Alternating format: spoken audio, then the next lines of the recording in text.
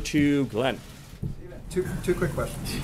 First of all, let's have some statistics. There have been a lot of studies out there that don't show a correlation between low-skilled immigration and the loss of jobs for native workers.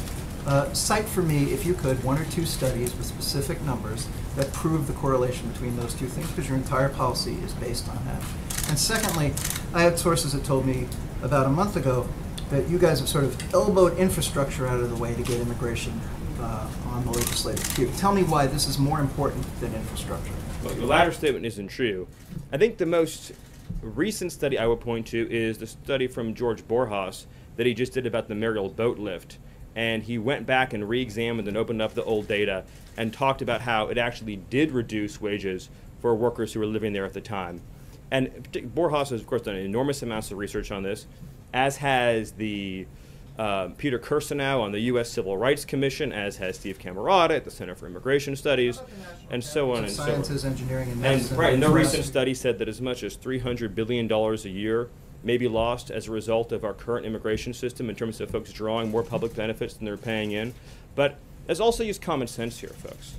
At the end of the day, why do special interests want to bring in more low-skilled workers, and why historically... I'm not asking for common sense. I'm asking for specific. Well, I think it's very clear, data. Glenn, that you're not asking for common sense. But if I could just answer, your question, I named the studies, Glenn. Let me just finish the question. Glenn, I named the studies. I asked you for a statistic.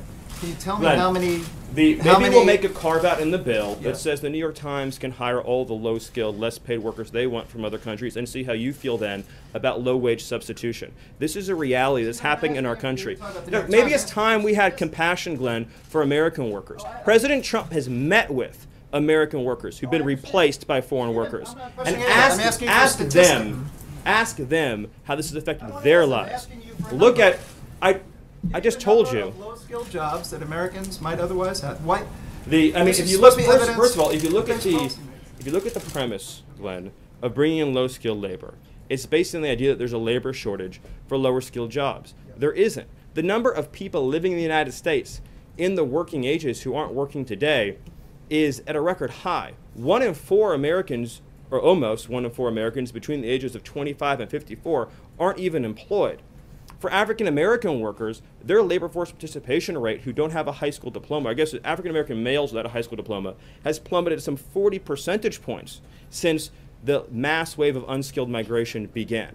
The reality is that if you just use common sense, and yes, I will use common sense, the reason why some companies want to bring in more unskilled labor is because they know that it drives down wages and reduces labor costs. Our question as a government is, to whom is our duty? Our duty is to U.S. citizens and U.S. workers to promote rising wages for them. If low-skilled immigration was an unalloyed good for the economy, then why have we been growing at 1.5% for the last 17 years at a time of unprecedented new low-wage arrivals?